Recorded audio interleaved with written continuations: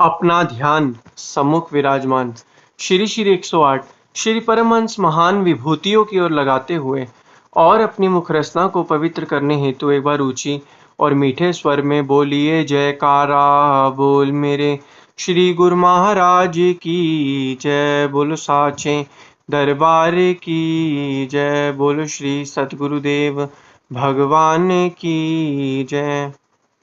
कहते हैं कि मनुष्य को हमेशा ही अच्छे कर्म करने चाहिए, क्योंकि इन कर्मों का फल तो मनुष्य को अपने आप ही भुगतना पड़ेगा।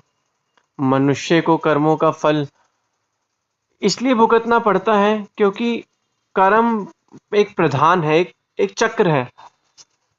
इस कर्म का फल हर एक को अपने अपने कर्मों के अनुसार ही भुगतना पड़ता है। इसलिए इंसान को कहा जाता है कि वक्त के संतों महापुरुषों की चरण शरण में जाकर नाम भक्ति की कमाई करके जितना हो सके हमें नाम भजन सुमिरन आराधन करके हमारे जो है हमेशा अच्छे कर्म बने, कभी भी हम गलत कर्म ना करें। तो यही चीज समझाने के लिए वक्त के संतों महापुरुषों का इस धराधाम पर आना हुआ है। कहते हैं कर्म का फल मनुष्य को इस जन्म तो क्या अगले जन्म में भी ढूंढ लेता है। तो ऐसे ही एक बार की बात है, एक परिवार जो था वह गुरुद्वारे में सेवा करता था। गुरुद्वारे में हित चित से वह सेवा करता था। उन परिवार का एक सदस्य था। वह सदस्य जो था वो जो था हैंडीकैप था और वह पैरों से चल नहीं पाता था अपनी दोनों टांगों से। तो ऐसे में वह परिवार जो था लगातार आकर सेवा करता था। एक बारी क्या हुआ, सत्संग चल रहा था।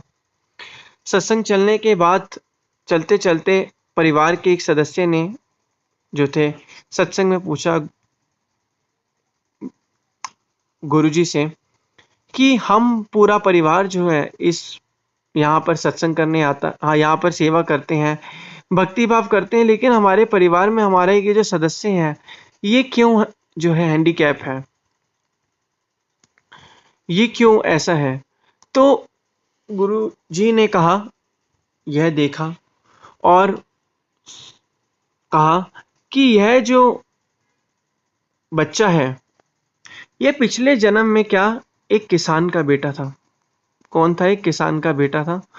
हुआ क्या कि एक बारी क्या हुआ, यह अपना इसकी जो माताजी थी उन माताजी ने इसको खाना दिया और कहा कि अपना खाना खा लो, और खाना खाने के बाद अपने पिताजी को वहाँ खेती वाली जो जगह है वहाँ पर जाकर जो है जहाँ पर वो खेती कर रहे हैं वहाँ पर जाकर इनको खाना दे आओ।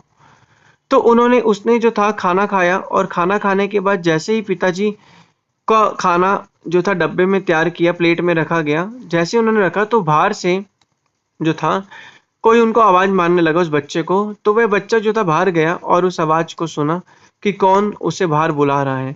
ऐसे में क्या हुआ, घर का दरवाजा खुला हुआ था और दरवाजा खुला होने के कारण एक गली में जो था कुत्ता था वह घर के अंदर गया और उसके पिताजी का जो खाना था वह उसके अंदर मुंह मारने लगा कुत्ता। और ऐसे में जैसे ही वो जो बच्चा था वो घर के अंदर आया, ऐसा उसने देखा कि यह जो कुत्ता है यह पिताजी की थाली में मुंह मार रहा है।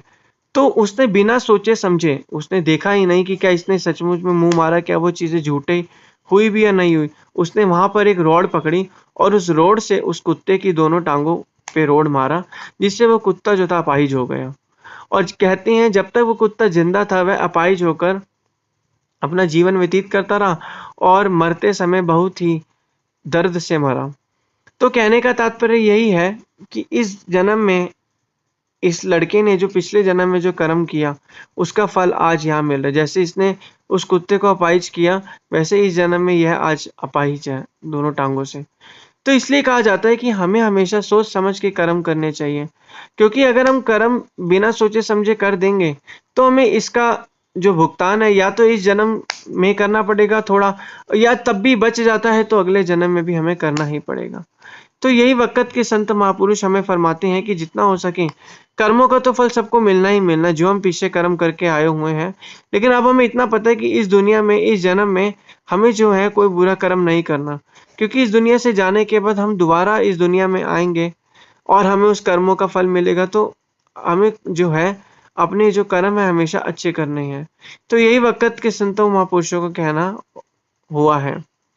तो इसलिए कहा जाता है कि जितना हो सके भजन अभ्यास और भक्ति करनी चाहिए।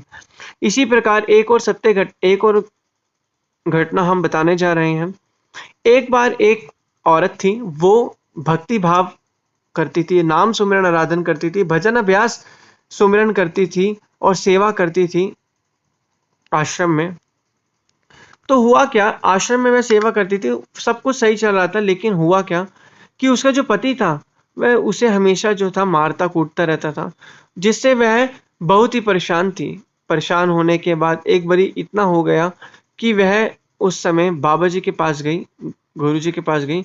तो उसने अपना सारा का सारा वृतांत सुनाया। तो गुरु जी ने यह सुना और कहा कि क्या वह तुम्हें रोटी, सब ठीक हो जाएगा, क्या वह तुम्हें रोटी देता है?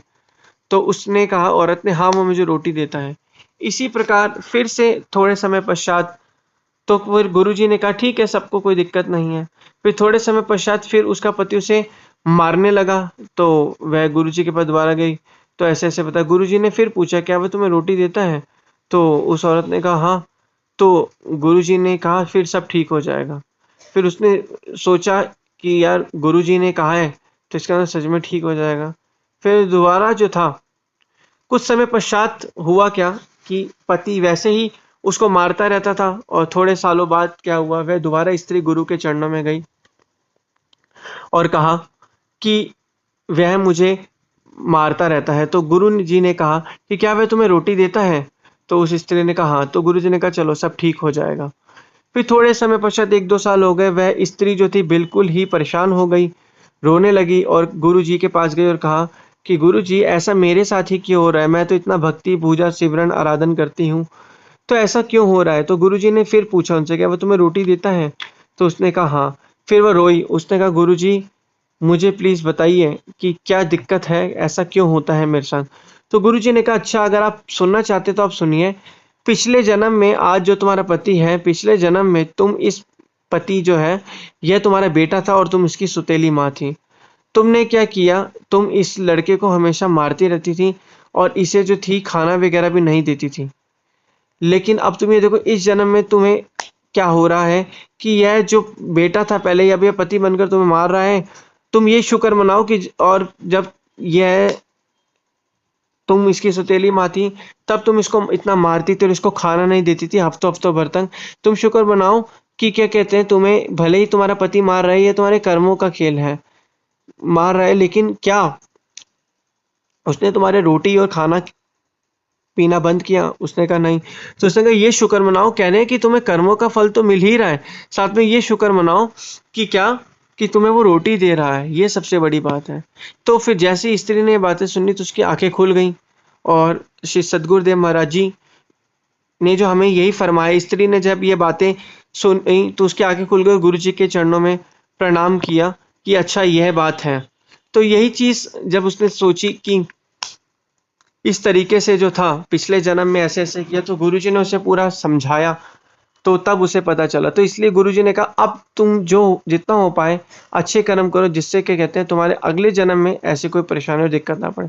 तो इसलिए वक़्त के संत महापुरुष हमें यही फरमाते हैं कि इस दुनिया के अंदर जितने भी लोग हैं, सब जो हैं चले ही जा रहे हैं, चले ही जा रहे हैं। लेकिन असली जो भक्ति भाव वाले हैं वो हम जैसे और आप जैसे हैं, जो संतों महापुरुषों के आगे और मौज में चलते हैं। जितना हम आगे और मौज में चलेंगे, उतना हमारे मन के अंदर शांति होगी, जीवन आनंद से व्यतीत होगा। बस हमें ये याद रखना है कि हमें कोई भी कर्म गलत नहीं करना। बोलो जयकारा बोल मेरे श्री गुरु महाराज की जय, बोलो साचे दरबार की जय।